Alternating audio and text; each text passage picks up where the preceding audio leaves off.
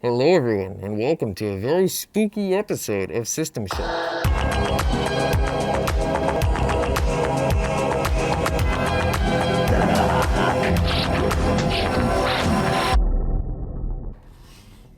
I don't know if you could even hear me using that mask, but regardless, I have decided to turn this tabletop role-playing thing into an actual series. Today, I'm going to be talking about 3 spooky games that you can set up and play tonight. One of these might be a little bit more difficult, and I'll have an honorable mention at the end, but regardless, these games are going to be able to terrify your players and give you an amazing Halloween session. So, without further ado, let's jump right into 3 spooky tabletop role-playing games to terrify your players. The first game I'm going to be talking about today is called Dread. This is a mainly one-shot focused horror tabletop role-playing game, but it does have a couple rules for running extended campaigns. Regardless though, most of the games in here are going to be one-shot focused, so just keep that in mind in case you have something a bit longer in mind. Dread is mainly played with a Jenga tower, and this works in the game's spooky favor because this actually ends up causing a lot of tension for your players. Anytime a character has to make a decision in which they will succeed or fail, and there's a pretty good chance of either or happening, they have to pull a block from the tower. This results in the first block from the tower coming underneath the ones that are, most stable, and this proceeds until you get to the bottom of the tower and you continue to do this. This makes it harder to pull a block each time a pull is made. This causes a ton of tension for your players. Each pull of the block, players will be worrying more and more and more, because if that tower crumbles on them, it means death for their character. Now thankfully for your PCs, this doesn't mean immediate death. It might not be the right narrative moment for that, but it will certainly happen within that session, and this keeps the tension really high in Dread. It keeps players scared and confused and every time they pull that tower. Character creation mainly consists of answering like a short questionnaire. It starts by asking you stuff like, what do you behave like? What are your weaknesses? What are you afraid of? This really helps you flesh out your character. It makes them feel a lot more fleshed out than in some other horror tabletop role-playing games. They're not just blank slates to be killed off, they're actual people with weaknesses and interesting characters around them. This game is narratively focused, and this is going to stand for almost all the games on this list. That being said, I feel like Dread is a little bit more friendly because there is a chance of survival. We'll get to a game where that isn't the case. One really good thing about Dread is how flexible it is setting-wise. It can be a dark fantasy horror, it can be a slasher horror film, it can be more of a psychological horror, it can be a really slow burn, sort of almost hereditary vibe. Another cool feature of Dread is the ability to sacrifice your character. Let's say your party member is making a really risky decision, and you want to make sure that they succeed in that. Well, at any time, you can completely tumble the tower and decide to make them succeed.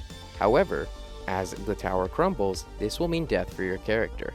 By the way, in Dread, if you knock over the tower, your character is dead. Accidentally or not, if it's knocked over, your character is gone. The only exception to this is the GM.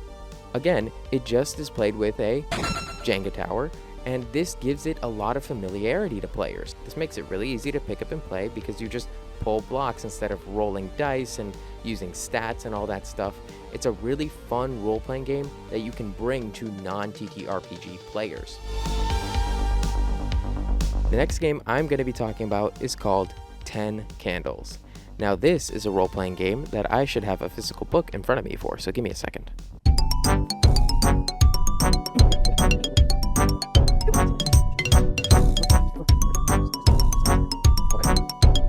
Ten Candles is a tabletop role-playing game where the world is dark, they are coming for you, and we are alive.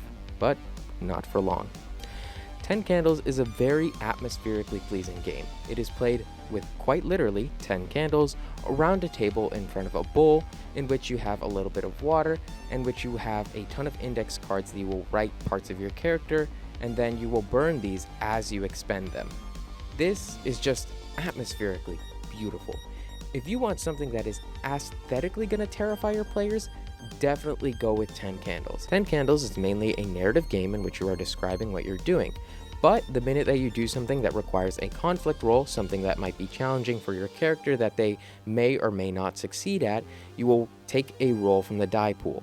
This dice pool starts out at 10, and then as each candle goes out, you will lose 1 dice. You succeed a roll by rolling at least 1 6. This might sound a little bit familiar, but trust me, 10 Candles has a little bit of a different vibe from Dread. Where Dread can be any kind of horror, 10 Candles is not really that flexible. 10 Candles is about a hopeless horror in which your characters are the last standing light in a dark world that is doomed for failure.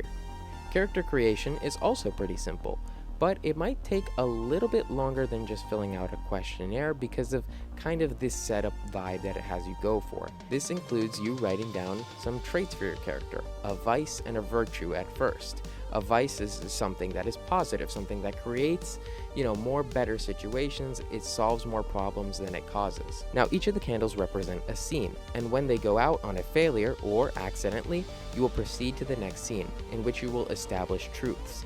Say there's 4 players and 8 candles are lit, each one of them is able to establish 2 truths. This gives the game a little bit more narrative control on the player's side.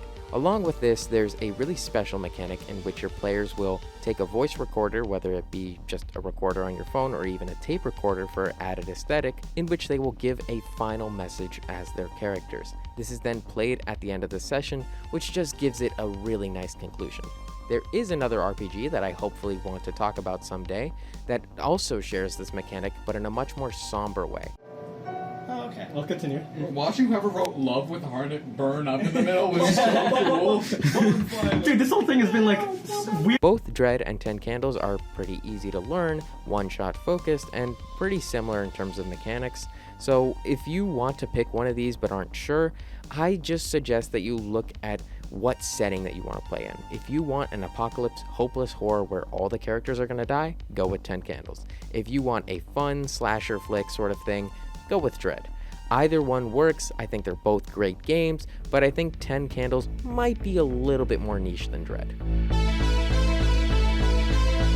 The last game I'm going to be covering is Mothership, a sci-fi horror role-playing game that lends itself to be the most flexible and genuinely the best packaged tabletop role-playing game in modern day. Whereas the other 2 games on this list lended themselves to exclusively one-shot games, Mothership is what you want it to be. There are rules for almost everything, and they are optional rules. It runs off of a short, nice, condensed design engine in which you can add whatever you want to it. The character creation is a bit more complex than the other games, where this one actually has you roll stats and sort of work out skills. This ends up working in its favor. Also, there's one element where you get to roll some random piece of junk that your character is carrying. This mechanic I actually find really interesting because as long as the trinket is interesting, it gives your character a ton of depth. And it allows you, again, to connect those dots, because how is the supposed cool, calm, collected character going to carry a stress ball with them? Horror trinkets, I think, is one of the best things in a tabletop role-playing game that really heightens that sort of mystery. And that is what Mothership is going for. It creates some amazing monsters that are both mysterious and are kind of just straight out of SCP Foundation. Honestly, Mothership deserves its own full video. I don't think I'll give just an entire review on it because I think other channels are much better at that, but I think I'll definitely do something pretty creative with Mothership in the future when I do get the chance to get that box set and really delve into it beyond the free rules. Also, I forgot to mention that this game has a really fun death save system that is super tension building. You roll a d10 under a cup, which determines your character's life or death, and this makes the game so intense. Overall, if you want a terrifying and potentially extended experience this Halloween, and you like Alien, you like the sci-fi horror, definitely check out Mothership. It is one of the most creative and brilliant modern games in the tabletop RPG space, and you are doing yourself a major disservice if you don't at least give the free rules or their website a check. Now, tabletop enthusiasts, don't leave this video just yet because I do have an honorable mention. Now, this game I'm not specifically fully talking about because I haven't had the chance to really read it or play it, but I think it might be a fun little look.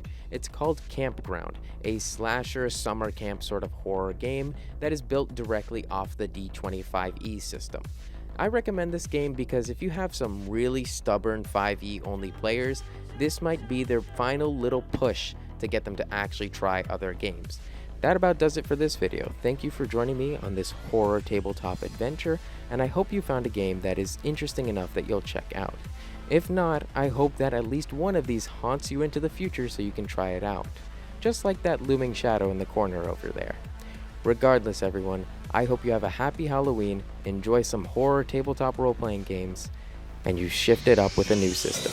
We'll be